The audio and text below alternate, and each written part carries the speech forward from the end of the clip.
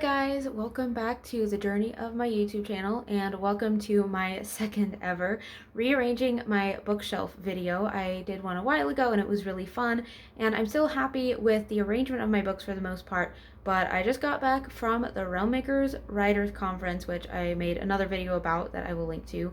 And as you know, if you've seen that video, I got lots of new books. So I have to put them somewhere, and I'm also looking at my lower two bookshelves, which are behind doors most of the time, and there's a lot of stuff that I can clean out of there. I had like some hoodies and blankets and things under there that I can move out and put somewhere else, not taking up space for my books. And I also have a bunch of nonfiction books under there still, and there is now another bookshelf in another part of the house where I can put my nonfiction books. So I'm going to be able to make a lot of space, which is exciting because now I'm going to feel like I can buy more books. So I actually think that I will not have a full bookshelf for once, because I kind of like my displays. Like, I have a Sanderson display and a Lord of the Rings display not on my bookshelf, and I think I will probably keep those because I kind of like them. So yeah, I might actually have space on my bookshelf for once, but we will see how this goes. I will start by cleaning out the lower shelves a little bit, and then I'll get to work on placing my new Realmmakers books, and we'll see how much I have to rearrange in order to make that work.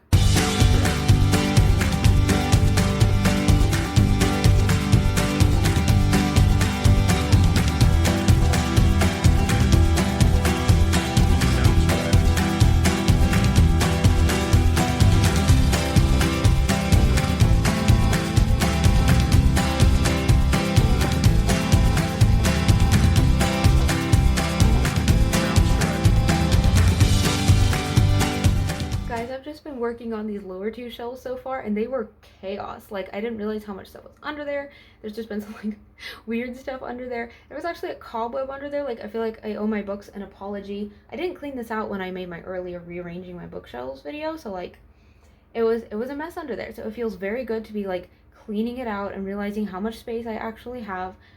Yeah, looking forward to showing you guys how this turns out because it really needed some help. At least it does smell like old books under there, which is great.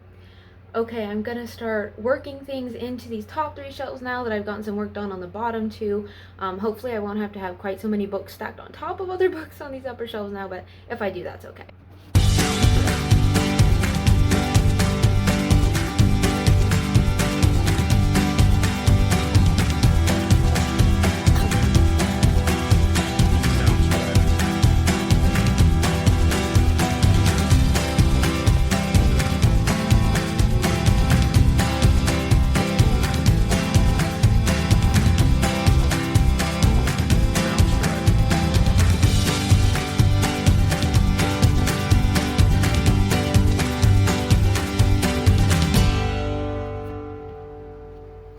Okay, I'm done. Wow, that was a lot of work. That was more work than I was expecting it to be. But yeah, I'm ready to show you guys what I did, and I'm excited to hear what you think. Okay, these are my lower shelves that I've actually never shown in a video before.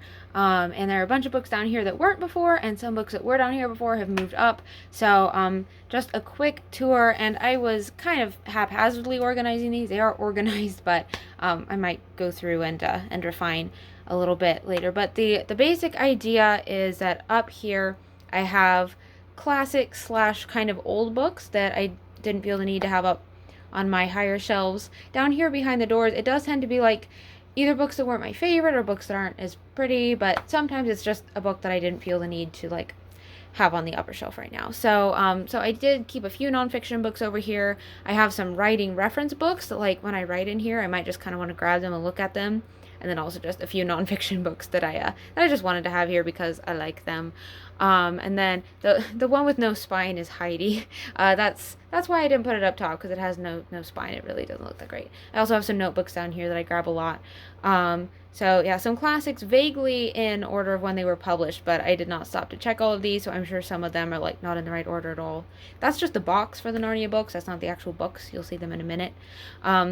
And yeah, then getting over into some books that I read for school that I still like, but just not quite enough to have them on my upper shelves. But they are great books. I like them though.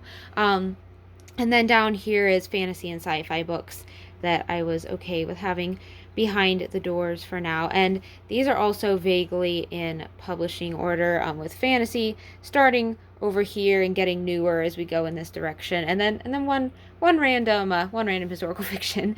So I put that on top since it's different, and then sci-fi over here again, like older to newer, vaguely, something like that. So moving up to above the doors, this has a lot of the same books that it did before, and I'm still kind of using my organizational system of less intense to more intense, but that's gotten a little bit more vague. So my fairy tale manga is over there, and then the Mysterious Benedict Society. I just kind of started out with a couple books that I didn't have a great other spot for, and then my two superhero books are up here, including the one that I got from Realm Makers, and then yeah, dystopian, sci-fi, thriller now, Broker of Lies. You'll recognize some new books from Realm Makers if you've seen that video. And then going up to the shelf above that, this is getting into fantasy, starting with more children's and middle grade fantasy, moving up through more and more intense middle grade fantasy into YA. I'm fully aware that Narnia is not YA. That was just where it fit. The books over here were too tall. There were too many tall books for Narnia to fit over there. So Narnia is going to be second stack now. And then up here we have my adult fantasy slash just fantasy overflow. And then this is my my historical fiction slash anything that's not speculative in any way. The Iliad and the Odyssey like probably could have gone with fantasy, but it was easier to fit them here, so I put them more like with historical fiction.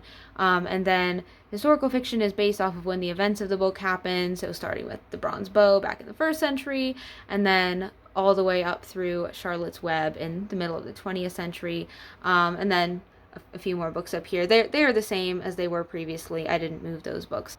So yeah, that is my new bookshelf arrangement.